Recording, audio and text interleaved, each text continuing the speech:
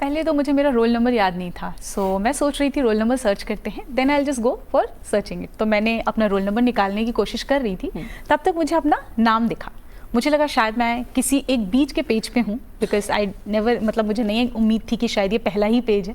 फिर मैंने स्क्रॉल करके साइड में देखा, वहाँ 1 लिखा हुआ था। उस वक्त मुझे कॉल आया, तो कहा गया कि शक्ति कैसा रहा। तो मैंने कहा मेरा नाम रैंक 1 के सामने लिखा है, मुझे लग रहा है ये फेक पीडीएफ है। तो फिर मुझे कहा गया नहीं, आप अपना रोल नंबर क्रॉस वेरीफाई कीजिए, और उससे फिर मुझे फाइनली विश्वास हुआ कि वो मेरा ही नाम था, और 5-6 सालों की ये जो मेहनत थी वो फाइनली सक्सेसफुल हो चुकी है। कौन था उस समय आपके आसपास? मैं यहाँ पे एक्चुअली अभी वर्क करती हूँ एक इंस्टीट्यूट के साथ, तो मैं यहाँ अकेले ही रह रही थी पीजी में, गर्ल्स पीजी में। तो मैं अकेले अपने रूम में बंद सुबह से, क्योंकि पता था आज रिजल्ट आने वाला है, सो बहुत डरी हुई थी, और बहुत बार ये सोच रही थी क्या हुआ अगर पिछली बार की तरह इस बार भी नाम नहीं हुआ लिस्ट में।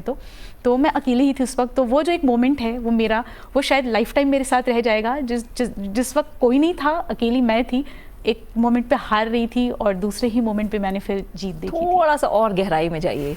क्या आपको जब पता लगा नहीं ये पहला नाम मेरा ही है, क्या आंखों में आंसू आए या खुशी से मुस्कान आई? पहले आपने मम्मी पापा को फ़ोन मिलाया, क्या कुछ हुआ? थोड़ा सा और बताइए। जब मैं कंफर्म हो गई कि वो मेरा ही नाम है, तो एक मोमेंट के लिए तो मैं बिल्कुल शॉक्ड, बिकॉज मुझे मैसेजेस आने लग गए थे कांग्रेट्स करके और AI1। तो पहले तो मुझे मोमेंट लगा कि खुद को रियलाइज़ करने का कि ये हो गया है।